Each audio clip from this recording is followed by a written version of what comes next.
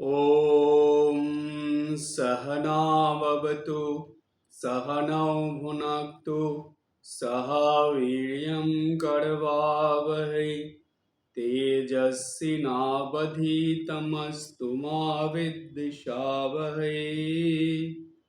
ॐ शान्ति शान्ति शान्तिः। हरिः ओम। কঠোপনিষদের ধারাবাহিক আলোচনার ক্লাস। স্বামীজির খুবই প্রিয় ছিল এই কঠোপনিষদ। বারবার এই কঠোপনিষদের প্রসঙ্গ স্বামীজি পড়তে বলতেন এবং চিন্তা করতে বলতেন, কেননা কঠোপনিষদের মধ্যে একটা গল্পের আকারে এত সুন্দর করে আত্মতত্ত্ব বোঝানো হয়েছে, যেটা স্বামীজির কাছে খুবই সহজ মনে হয়েছিল।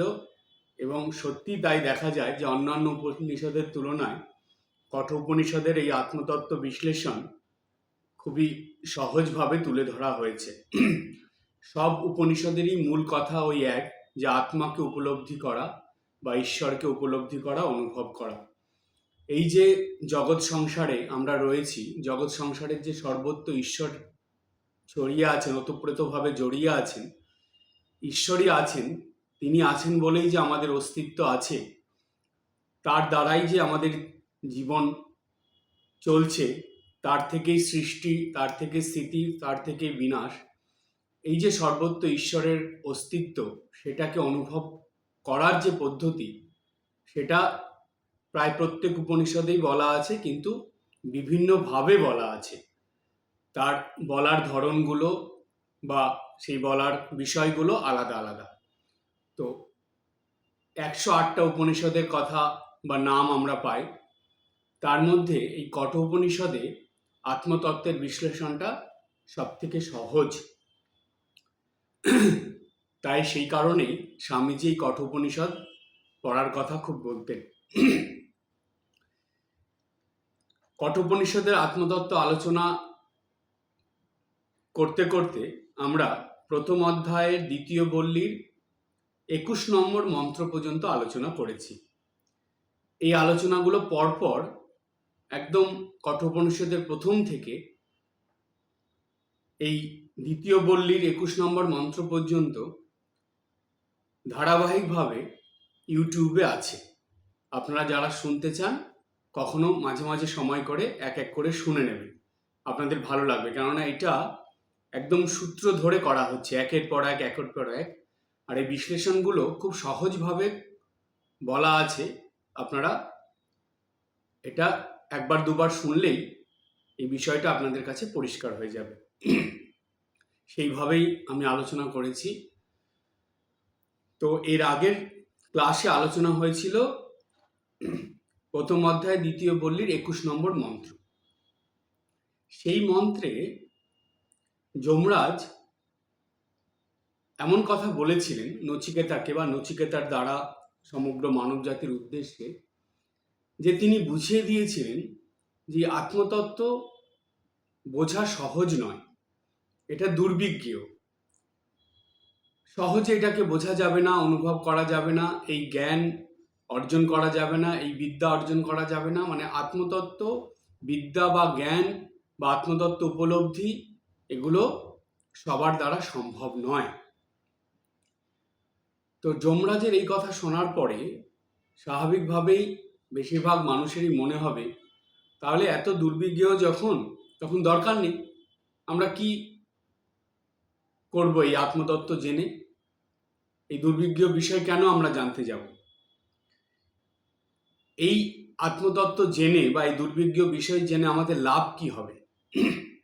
কথাটা হলো এই, যে মানুষ বর্তমান সময়ে নয়, শুধু এটা সৃষ্টির প্রথম থেকেই মানুষের স্বভাবের মধ্যে এটা আছে, যে কোনো কিছুর লাভ ক্ষতির বিচার না করে মানুষ গ্রহণ করতে চায় না। যে কোনো একটা কিছু, কলিযুগতে এটা সাংঘাতিকভাবে মানুষের মধ্যে থাকে। কিছু একটা করার আগেই মানুষ চিন্তা করবে, এতে আমার লাভটা কি। এমনকি অবাক লাগে, যুগাবতার শ্রী রামকৃষ্ণদেব তিনি কথামৃত গ্রন্থে বেশ কয়েক জায়গায় এই কথা বলেছেন, মানুষের এই স্বভাবের কথা, যে কলিযুগের মানুষ, বিশেষ করে সংসারী মানুষরা, তারা লাভ না দেখে, লাভ ক্ষতির হিসাব না করে কোনো কিছু করতে চায় না। তো সুতরাং এখানে স্বাভাবিকভাবে প্রশ্ন আসবে যে আত্মতত্ত্ব এত দুর্বিজ্ঞ, এত কঠিন, এটা আমরা কেন জানতে যাব, এতে লাভটা কি হবে? সেই প্রশ্নের উত্তর আমরা এই প্রথম অধ্যায় দ্বিতীয় বলির 22 নম্বর মন্ত্রতে পাই। সেখানে যমরাজ বলছেন নচিকেতাকে, এবং নচিকেতার মাধ্যমে সমগ্র মানব জাতির উদ্দেশ্যে বলছেন। তিনি বললেন, অশরীরম শরীরেষু। তারপরে বললেন, অনবস্থেষু অবস্থিতম। প্রথম লাইনে, এটা মন্ত্রের প্রথম লাইন। দ্বিতীয় লাইনে বললেন, মহান্তম বিভুম আত্মানম মত্বা ধীর না শোচতি। এত গুরুত্বপূর্ণ কথা বলে দিলেন, এর অর্থটা কি আমরা বুঝে নিই, সহজ অর্থ। প্রথমে বললেন অশরীরম শরীরেষু। এই যে আত্মা, তিনি কেমন? আপনাদের এই ব্যাখ্যার মধ্যে বা প্রসঙ্গের মধ্যে যাওয়ার আগে একটা জিনিস পরিষ্কারভাবে বলে দিই। শাস্ত্রের ভাষায় আত্মা বলা হচ্ছে, মানুষকে এটা বুঝতে হলে ঈশ্বর বলে ধরে নিতে হবে। তার থেকেও আরো গভীরভাবে বা ভালোভাবে বুঝতে গেলে নিজের ইষ্ট বলে ধরে নিতে হবে। অথবা ইষ্টও যদি কঠিন মনে হয়, তাহলে যেই দেবতা বা দেবীকে আপনি খুব ভালোবাসেন, আপনার খুব প্রিয়, তাকে ধরে নিতে হবে। তাহলে দেখবেন এই আত্মতত্ত্ব বুঝতে খুব সহজ হয়ে যাচ্ছে। মানুষের ভুলটা কোথায় জানেন? ভুলটা হলো এই বোঝার মধ্যে। তারা ওই আত্মতত্ত্ব মানে সবসময় আত্মা আত্মা ভাবতে থাকে। এবার আত্মা ভেবে তারা খেয়েই হারিয়ে ফেলে, কুল কিনারা পায় না। সব জায়গায় আত্মাকে তো তারা পাচ্ছে না বা জানছে না, শুনছে না এই কথাটা। শুধু এই উপনিষদ ক্লাসের মধ্যে মহারাজের মুখ থেকে শুনতে পাচ্ছি। কিন্তু এই এক সপ্তাহের মধ্যে সারাদিনে এই আত্মা শব্দটা কতবার শোনা হয়, এটা তো শ্রবণে আসে না। সেজন্যই মানুষ ওই দিকে মন দিতে পারে না। যেটা অনবরত শুনতে থাকবে সেই দিকে মন যাবে। কিন্তু আশ্চর্যের বিষয় হলো, দেখুন, অনবরত শুনেও মানুষের মন যায় না। যেমন যখন দীক্ষা হয়, দীক্ষা মন্ত্রটা আপনারা অনবরত প্রতিদিন নিজে নিজে উচ্চারণ করছেন, শুনছেন, কিন্তু তবুও দেখবেন কোনো কিছু হলে সবার আগে জপটা বাদ চলে যায়, ভগবানের নাম উচ্চারণের দিকে মন যায় না। কি অদ্ভুত ব্যাপার দেখুন। তো সুতরাং এই আত্মা নামটা বারবার শুনতেই পাচ্ছি না আমরা, তাহলে ওই দিকে কি করে মন যাবে? যাওয়ার তো কথা নয়। কোন নামটা আমরা বারবার শুনতে পাই? ঈশ্বর শব্দটা, এই কথাটা বা এই নামটা আমরা বারবার শুনতে পাই। ভগবান এই নামটা বা এই শব্দটা বারবার শুনতে পাই। নিজের ইষ্টদেব, তার নামটা শুনতে পাই, সেটা তো নিজেই আপনারা বলতে থাকেন। নিজের প্রিয় ভগবান, যে দেবতা বা দেবী, তাদের নামটা শুনতে পাই। তো সুতরাং সেইভাবে চিন্তা করতে হবে। তাই আমি এই আত্মা আত্মা বললেও আপনারা সেটা ভগবান, ঈশ্বর বা আপনার প্রিয় দেবদেবী হিসাবে ধরে নেবেন। ভগবান ঠাকুর শ্রীরামকৃষ্ণদেব তিনি বলে দিলেন যে যে আত্মাকে আমরা চিন্তা করি, এই আত্মাই হলো যার যার ইষ্ট। অর্থাৎ যে যার ইষ্টকে চিন্তা করলেই এই আত্মাকে চিন্তা করা হবে, ইষ্টকে ভাবলেই আত্মাকে ভাবা হবে। ঠাকুর এটাকে কত সহজ করে দিলেন দেখুন। নয় কঠিন হলো এই আত্মা শব্দটা নিয়ে। তাই বলছে ভগবান কেমন, এখানে আমি ঈশ্বর দিয়ে বোঝাচ্ছি, আত্মা উচ্চারণ করছি না, আপনাদের বুঝতে সুবিধা হবে। ঈশ্বর কেমন বলছে, অশরীরম শরীরেষু। ঈশ্বর তিনি দেহবিহীন হয়েও বিভিন্ন দেহ ধারণ করে আছেন। কি সুন্দর কথা দেখুন, কি গুরুত্বপূর্ণ কথা। আত্মা বা ঈশ্বর ভগবান, তিনি তো নিরাকার, তার তো দেহ নেই, কোনো আকার নেই তার, কিন্তু তিনি বিভিন্ন আকার ধারণ করে সাকার হয়ে তিনি রয়েছেন। অর্থাৎ যত দেহ আপনারা দেখছেন এগুলো সব দেহের মধ্যে ঈশ্বর আছেন। তাই প্রত্যেকটা দেহ ঈশ্বরেরই। সেজন্য বলছে অশরীরম শরীরেষু, দেহহীন হয়েও বিভিন্ন দেহ ধারণ করে তিনি আছেন। বা আরেকটু ভেঙে বলা যায় যে দেহবিহীন হয়েও তিনি দেহ ধারণ করে এই মর্তলোকে আসেন লীলা করার জন্য। অবতার দেহ ধারণ করে আসছেন সেইটা। এরপরে বলা হচ্ছে অনবস্থেষু অবস্থিতম। অনবস্থেষু মানে অনিত্যের মধ্যে নিত্য। খুব ভালো করে বুঝবেন, কত গুরুত্বপূর্ণ কথা দেখুন। অনবস্থেষু অবস্থিতম, অনিত্যের মধ্যে নিত্য। এই জগৎ সংসারে সবই অনিত্য, তার মধ্যে তিনি নিত্য হয়ে আছেন। এর ব্যাখ্যায় পরে আসছি। তারপরে বলছেন 2 নম্বর লাইনে, মন্ত্রের 2 নম্বর লাইনে, মহান্তম বিভুম আত্মানম। মহান্তম মানে বৃহৎ, বিরাট। বিভুম মানে হলো সর্বব্যাপী, চারিদিকে বিস্তৃত, সব জায়গায় আছেন তিনি। আত্মানম এই আত্মা, অর্থাৎ এই ঈশ্বর। ঈশ্বর বৃহৎ, সর্বব্যাপী, সর্বত্র আছেন তিনি। এই বৃহৎ রূপ ঈশ্বরের তিনি কাকে কাকে দেখিয়েছিলেন আমরা পাই। এই বৃহৎ রূপ দেখেছিলেন অর্জুন, আর এই বৃহৎ রূপ দেখেছিলেন বলি রাজা। যে ভগবান যে সর্বত্র বিস্তৃত হয়ে আছেন তার এই বিশ্বরূপ দর্শন হয়েছিল। সেইখান থেকে দেখুন গীতাতে একটা যোগের নামই হয়ে গেল বিশ্বরূপ দর্শন যোগ, 11 নম্বর অধ্যায়। এই বিশ্বরূপ দর্শন হয়েছিল। 11 নম্বর অধ্যায়টা আপনারা খুব ভালো করে পড়ে এখন চিন্তা করবেন, দেখবেন খুব পরিষ্কার বুঝতে পারবেন যে এই জগৎ সংসারে যে সর্বত্র তিনি ব্যাপিত হয়ে আছেন সেটাই 11 নম্বর অধ্যায়ে খুব ভালোভাবে পরিষ্কারভাবে তুলে ধরা হয়েছে, গীতার 11 নম্বর অধ্যায়। তো মহান্তম বিভুম আত্মানম, এই আত্মা বা ঈশ্বর তিনি যে বৃহৎ সর্বব্যাপী সেটাই বলা হলো এখানে। তারপরে বলছে মত্বা ধীর ন শোচতি।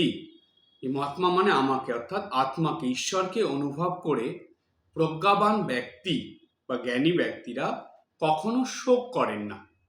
এই শোক মানে হলো দুঃখ, কষ্ট, তারপরে হলো অনুশোচনা, এগুলো তাদের থাকে না, এগুলো মন থেকে চলে যায়। তাহলে এই যে মন্ত্রটা আমি বললাম, মন্ত্রের যে সাধারণ অর্থটা আপনারা বুঝলেন, এই অর্থ থেকে বোঝা যায় এই প্রশ্নটা যেটা ছিল যে এই দুর্বিজ্ঞ আত্মতত্ত্ব জেনে লাভ কি হবে, এই লাভের কথা এখানে বলা হলো। কি বলা হলো? যে মত্বা ধীর ন শোচতি। এইটাকে জানা হলে, এটাকে জানলে মানুষের মধ্যে থেকে সমস্ত রকম অনুশোচনা, দুঃখ, কষ্ট, যন্ত্রণা, মানসিক অনুতাপ, এগুলো সব চলে যায়।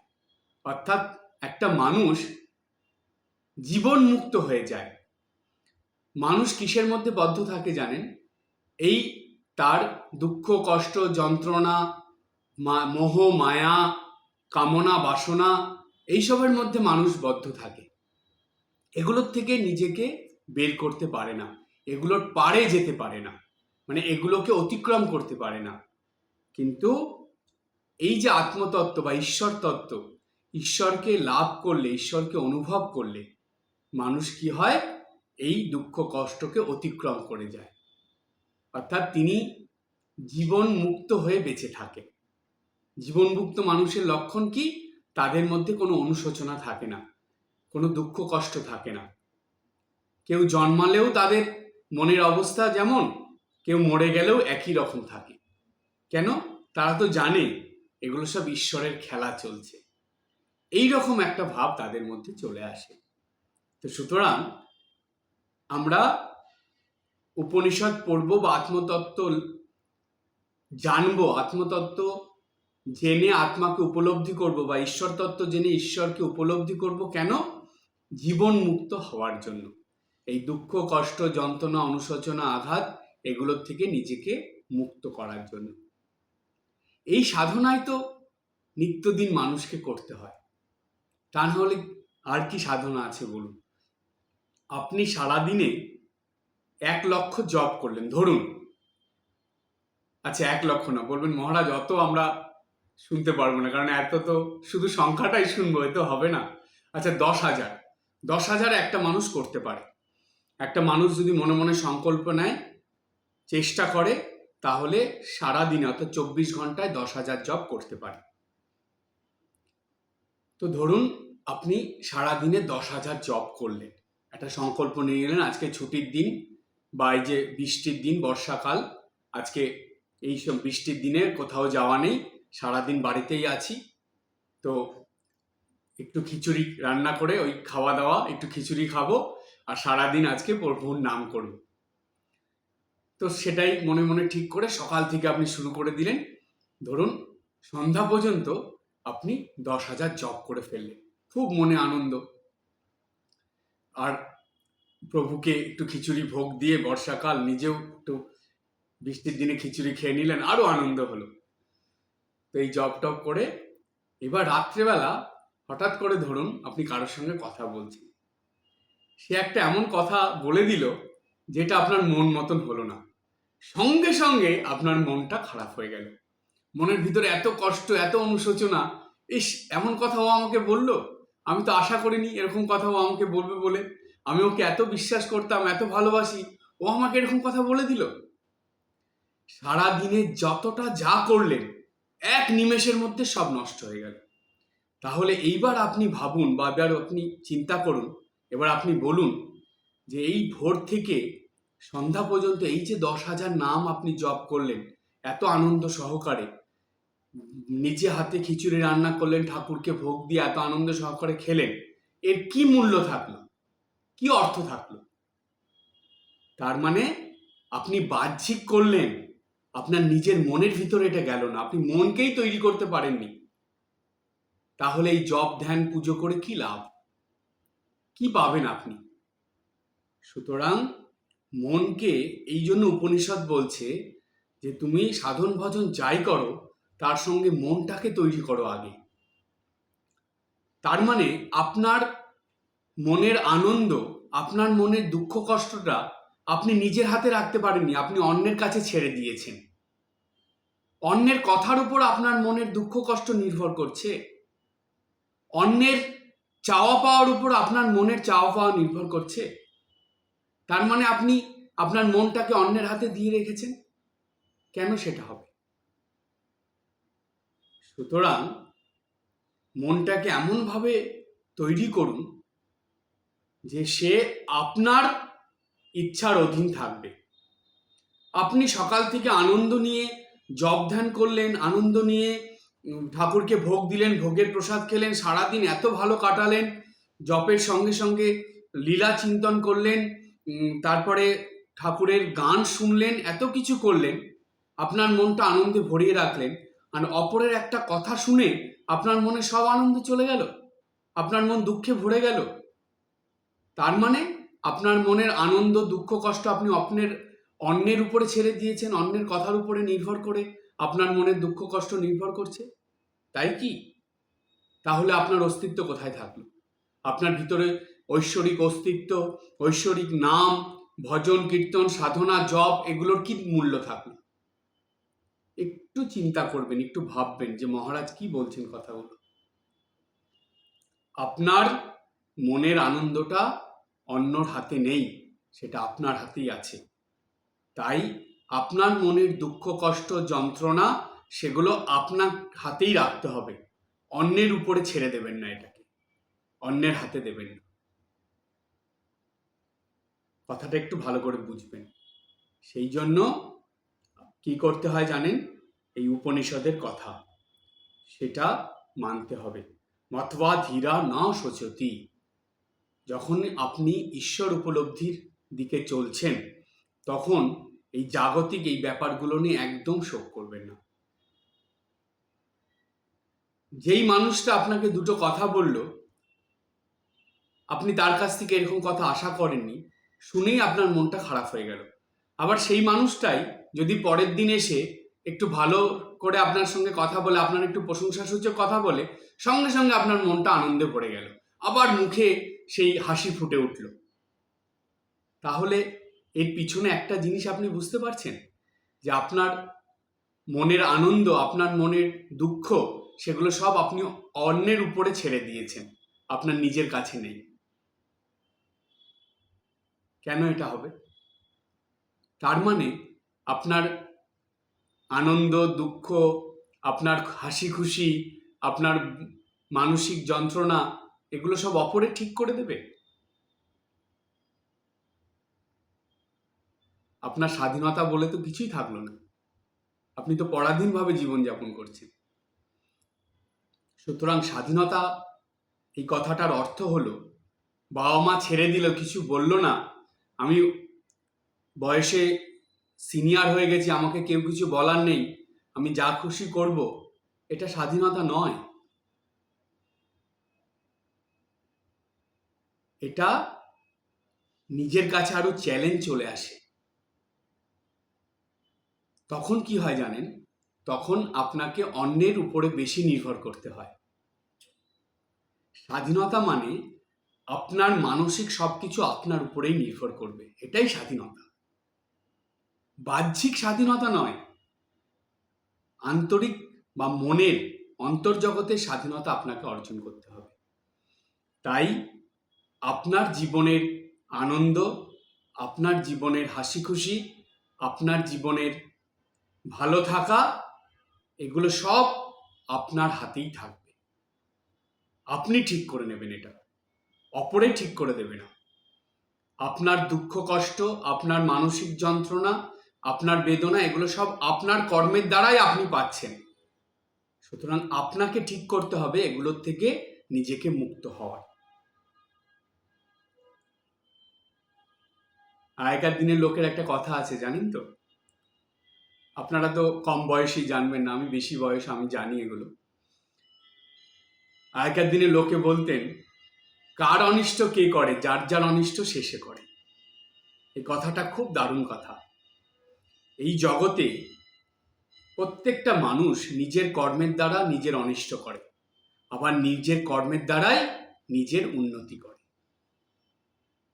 সুতরাং আপনার জীবনে যা কিছু আপনি পাচ্ছেন, সেগুলো আপনার হাতেই আছে, অর্থাৎ আপনার থেকেই হচ্ছে, অন্য কেউ করে দেয় না। তাই এই কথাটাও জেনে রাখবেন যে মত্বা ধীরা না শোচতি। আপনার এই জ্ঞানটা যদি ঠিক ঠিক হয়ে যায়, যে আমি আনন্দে থাকবো না দুঃখ কষ্টে থাকবো, আমি হাসি খুশি থাকবো না আমি মানসিক যন্ত্রণা নিয়ে থাকবো, আমি সবসময় পজিটিভভাবে জীবনযাপন করবো না নেগেটিভের মধ্যে থাকবো, এগুলো সব কিছু আপনাকে ঠিক করতে হবে। এগুলো সব কিছুর দায়িত্ব আপনার, আপনি সেইভাবে ঠিক করে চলবেন। এটাই হলো এইখানে উপনিষদ বলছে। এরপরে আমরা এর আরো গভীর ব্যাখ্যার মধ্যে আসব। প্রত্যেকটা মন্ত্রের প্রত্যেকটা লাইনের ব্যাখ্যা আমরা এখানে আনবো, এবং সেই সঙ্গে ঠাকুরমা স্বামীজির বিভিন্ন কথা প্রসঙ্গ দিয়ে এই ব্যাখ্যাগুলো বুঝব। এই মন্ত্রে প্রথমেই বলা হলো অশরীরম শরীরেষু। কথাটা হলো এই যে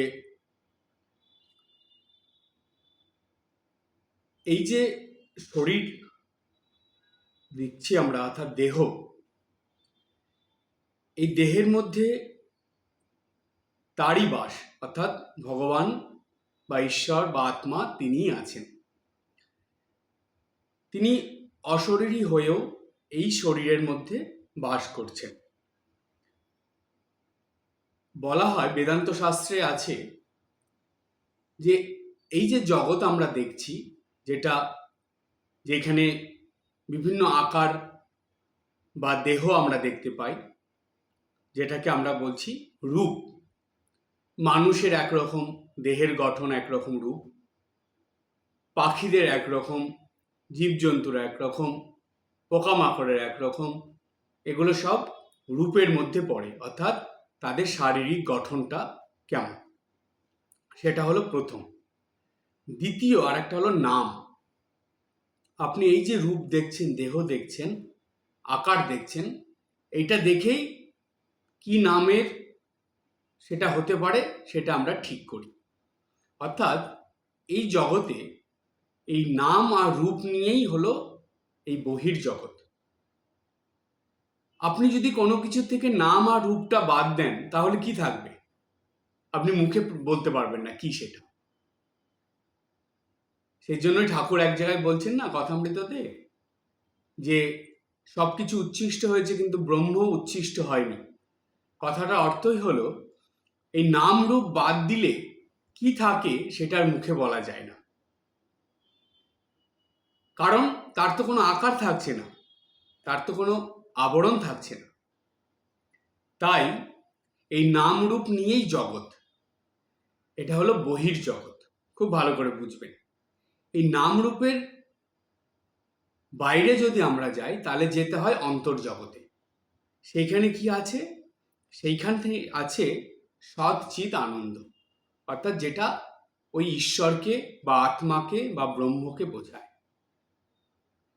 ঈশ্বরের স্বরূপ সৎ চিৎ আনন্দ, এটা হলো অন্তর্জগতের স্বরূপ, যেখানে তিনি দেহহীন, নিরাকার, আকারহীন একটা আনন্দের জ্যোতি বলতে পারেন, যেটা সৎ, সর্বদা আছে, চিৎ, যার অস্তিত্ব আছে, যেটা আছে বলেই সব কিছু হচ্ছে, এবং তার থেকেই এই জগতে, অন্তর্জগতে এবং তার সঙ্গে বহির্জগতে এই আনন্দ ছড়িয়ে পড়েছে।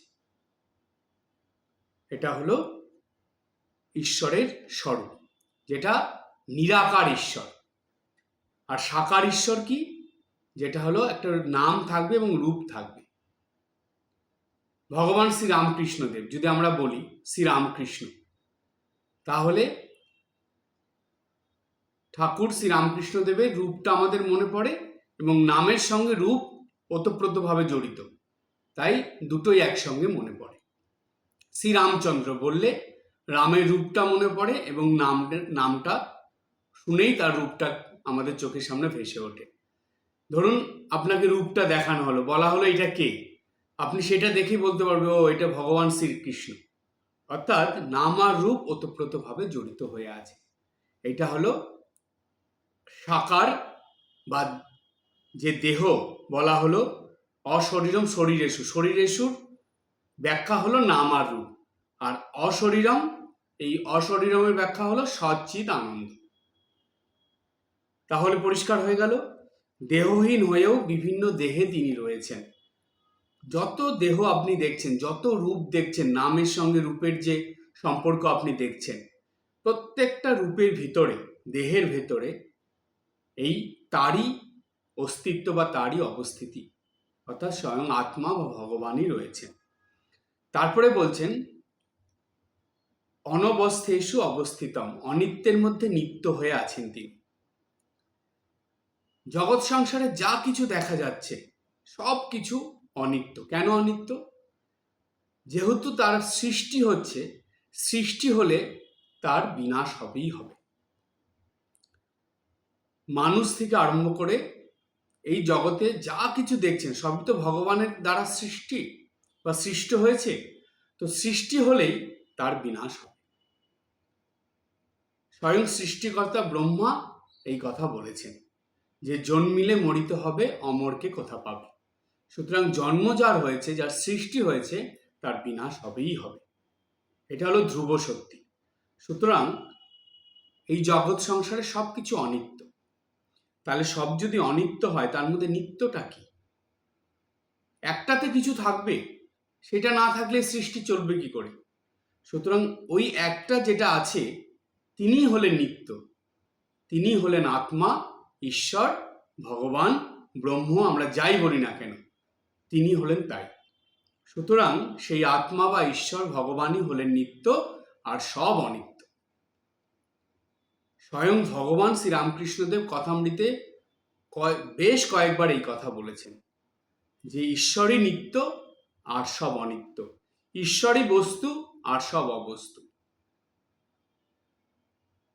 এই হলো উপনিষদের কথাই ঠাকুর কিন্তু তার ভগবত প্রসঙ্গের মধ্যে, ভাগবত প্রসঙ্গ করতে করতে বারবার এই সব শাস্ত্রের কথা বলেছেন। এই উপনিষদের কথা। অর্থাৎ অনিত্যের মধ্যে নিত্য হলে সেই ঈশ্বর ভগবান। তাই দেখুন, মানুষের জীবনে দুঃখ, কষ্ট, যন্ত্রণা এগুলো কেন আসে জানেন? কারণ মানুষ অনিত্যকে নিত্য ভেবে জীবনযাপন করে।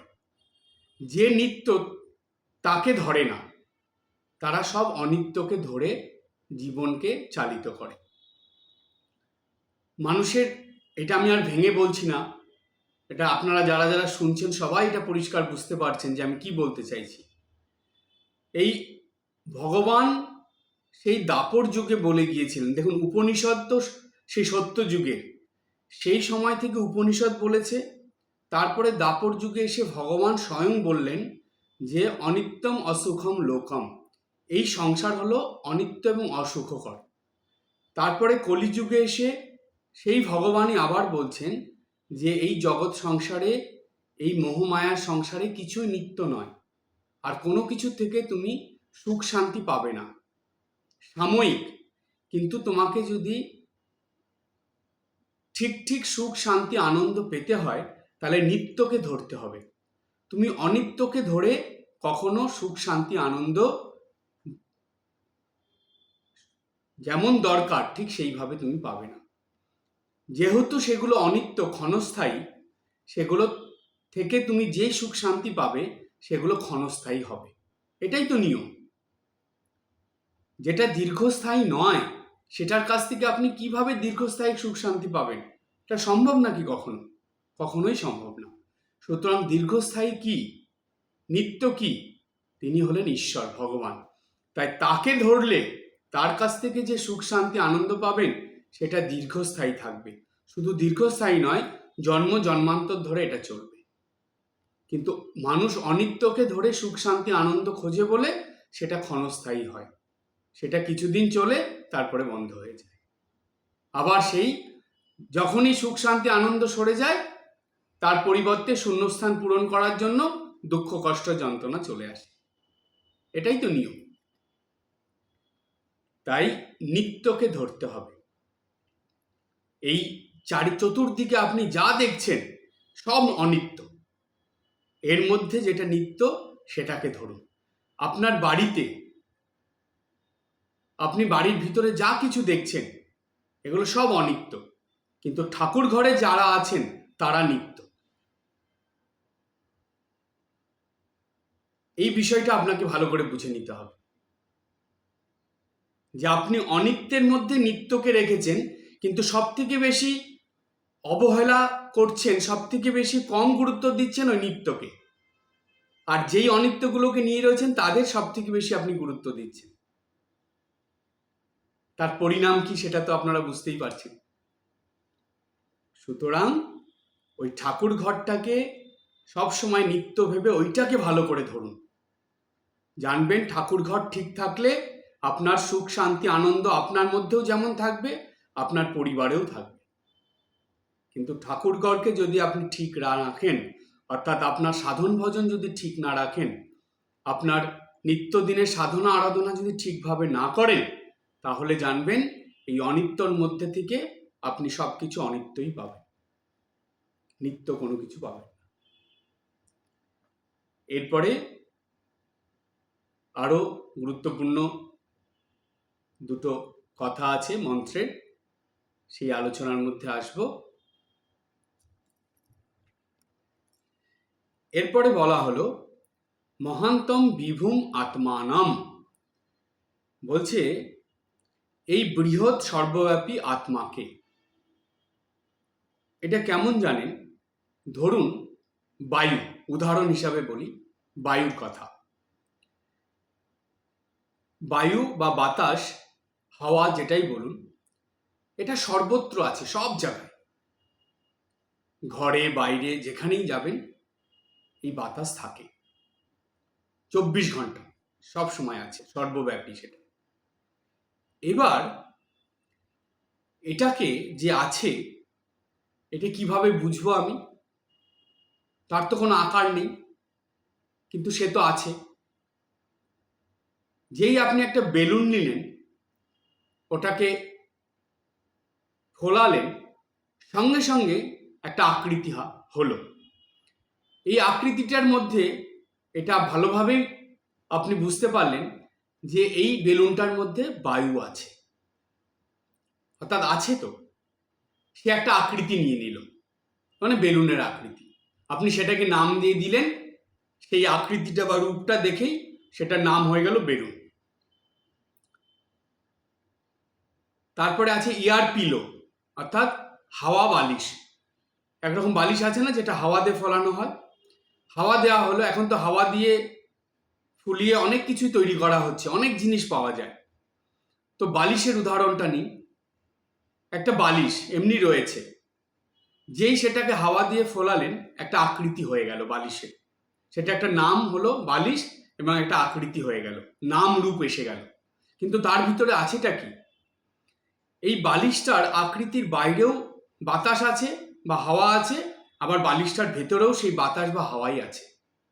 ঠিক একই জিনিস মানুষের ক্ষেত্রে আপনি চিন্তা করুন, প্রত্যেকটা জীবজন্তুর ক্ষেত্রে চিন্তা করুন।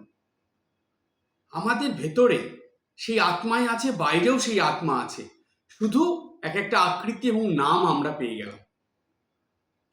কি দারুণ দেখুন উপনিষদের কথাগুলো কেমন ভাবে আমাদের জীবনের সঙ্গে জড়িয়ে রয়েছে। সুতরাং প্রত্যেকটা জীবের, মানুষ থেকে শুরু করে প্রত্যেকটা প্রাণী, জীব যা কিছু এই জগতে দেখছেন, তাদের বাইরেও সেই আত্মা, ভেতরেও আত্মা। মানে বাইরেও ঈশ্বর, ভেতরেও ঈশ্বর। ব্যাপারটা কেমন আর একটু পরিষ্কার করে বলি। ঠাকুর এই উদাহরণটা দিয়েছিলেন। ধরুন বিশাল সমুদ্র, চারিদিক আপনি এদিক থেকে ওদিক দেখছেন, চারিদিকে সেই জল আর জল, অন্য কিচ্ছু দেখা যাচ্ছে না, থই থই করছে জল।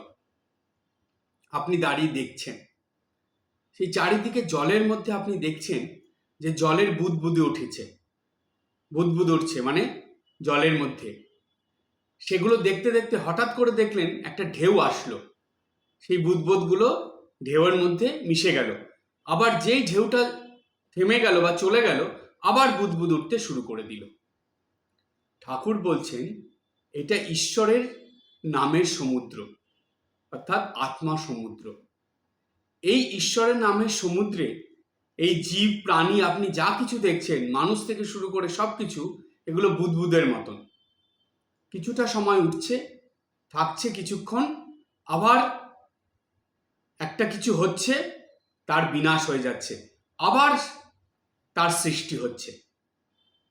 মানুষ মরছে জন্মাচ্ছে, মরছে জন্মাচ্ছে, যে কোনো প্রাণী দেখুন, সৃষ্টি সব কিছু ধ্বংস হচ্ছে, আবার শুরু হচ্ছে, বিনাশ হচ্ছে, আবার শুরু হচ্ছে। ঠিক উদাহরণটা দেখলেন, একই রকম। কেন? ঈশ্বর সমুদ্রে আমরা জলের বুদবুদের মতন। বুদবুদ উঠছে, কিছুক্ষণ থাকছে, আবার কিছুক্ষণ পর মিলিয়ে যাচ্ছে। একটা হাওয়া আসছে, ঝড় আসছে বা একটা ঢেউ আসছে, সেটা মিলিয়ে যাচ্ছে, আবার কিছুক্ষণ পর উঠছে। অনবরত ক্রমাগত এটা চলছে।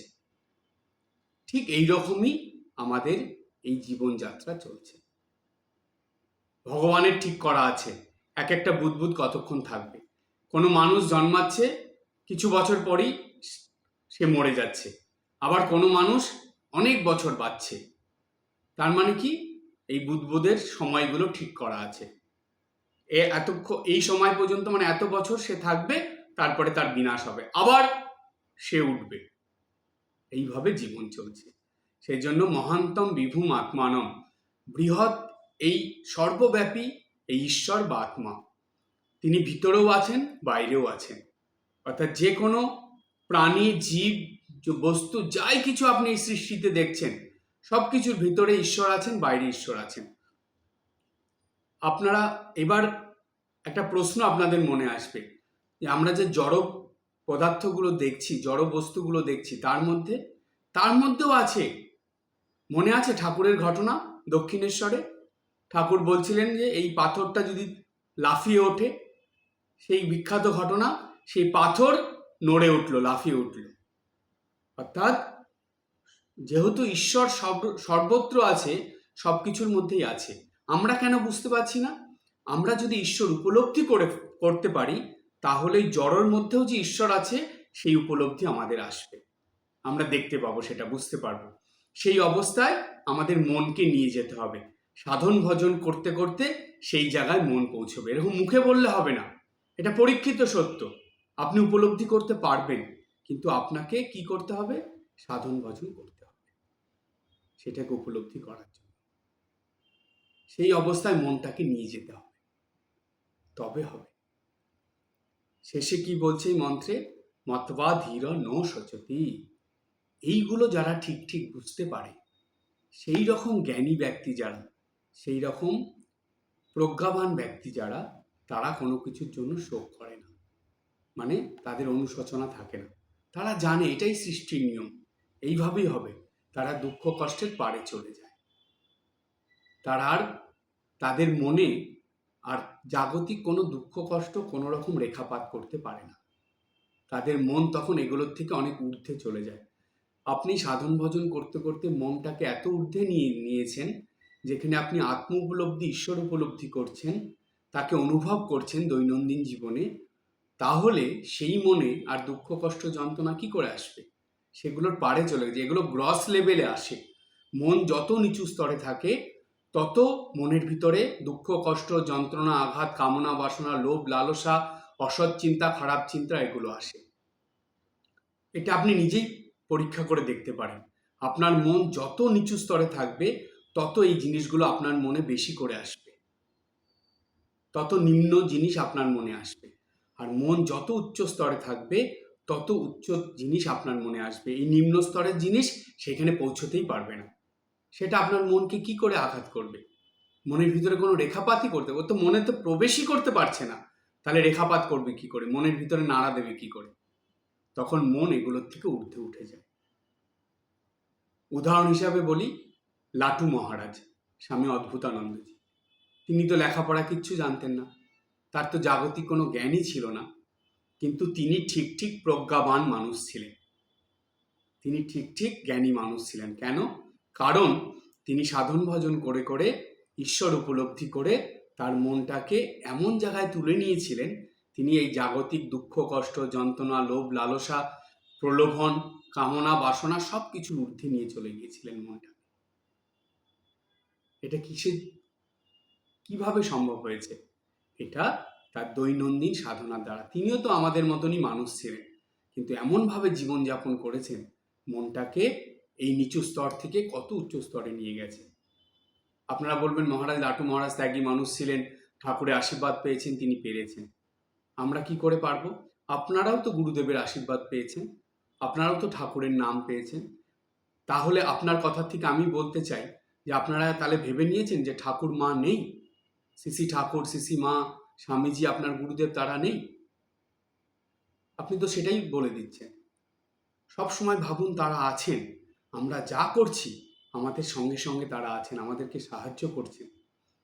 আমরা যদি এইভাবে মনটাকে উঠাতে চাই, অবশ্যই পারবো, পারবোই পারবো। শ্রী ঠাকুর শ্রী মা স্বামীজি গুরুদেব আমাদের সাহায্য করবেন, সব সময় তারা আমাদের সঙ্গে আছে। তাই দৈনন্দিন জীবনে তাদের উপস্থিতি অনুভব করুন। আমি এটা আলোচনা করেছিলাম দক্ষিণেশ্বরে, দৈনন্দিন জীবনে শ্রী মাকে অনুভব, সেই আলোচনাটা বারবার শুনবেন। দেখবেন দৈনন্দিন জীবনে আপনি ঠিক অনুভব করতে পারবেন যে ঠাকুর আছেন, মা আছেন, আর কেউ না থাক আমার একজন মা আছেন, মা অবশ্যই আছেন। আপনি একটু চেষ্টা করলেই মাকে অনুভব করতে পারবেন। মা থাকবেই থাকবে আপনার সঙ্গে, এখনো আছে। শুধু চাই একটু অনুভব করার পদ্ধতিটা, সেটা আমি বলেছিলাম। দৈনন্দিন সাধন ভজন করুন, আর সবসময় ভাবুন মা আছেন আমার সঙ্গে। সবসময় মা আমাকে চালিত করে নিয়ে যাচ্ছেন, আমি মার হাত ধরে চলছি।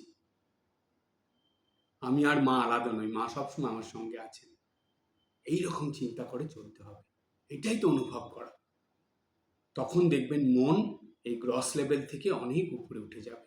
যত মায়ের কথা ভাববেন, যত ঠাকুরের কথা ভাববেন, যত সাধন ভজন করবেন, যত উচ্চ চিন্তা করবেন, যত এই মহারাজদের কথাগুলো ভাববেন, এই আলোচনাগুলো চিন্তা করবেন, দেখবেন মন মুহূর্তের মধ্যে উচ্চ চিন্তায় উঠে যাবে। তখন আর নিচের দিকে আসতেই চাইবে না, তখন এগুলো আর ভালো লাগবে না। তখন সংসারে থেকেও আপনি সংসারের মধ্যে থাকছেন না। তার মানে ঠাকুরের উদাহরণটা তখন হয়ে যাবে আপনার জীবনে সত্য। কোন উদাহরণটা? নৌকা জলে আছে, জলে ভাসছে, তাতে কোনো ক্ষতি নেই, কিন্তু নৌকার ভিতরে জল থাকলেই ক্ষতি। ঠিক তেমনি আপনি সংসারে থাকবেন, কিন্তু ভেসে থাকবেন, সংসারের কোনো কিছু আপনার মধ্যে থাকবে না, তখন শুধু ঈশ্বর থাকবে। এটাই হলো ঈশ্বর উপলব্ধি বা আত্ম উপলব্ধি। এই উপলব্ধি যার হয়, সেই সমস্ত শোক, দুঃখ, কষ্ট, অনুশোচনা, লোভ, লালসা, কামনা, বাসনা, মোহ, মায়া সেগুলোর থেকে ঊর্ধ্বে উঠে যায়। তার মন সব কিছুর থেকে ঊর্ধ্বে বিচরণ করে। তখনই সে ঠিক ঠিক ঈশ্বরকে উপলব্ধি করতে পারে। আজকে এই পর্যন্ত। সবাই ভালো থাকবেন, হাসি খুশি আনন্দে থাকবেন। ওম শান্তি শান্তি শান্তি। হরি ওম তৎসৎ। শ্রীরামকৃষ্ণার্পণমস্তু।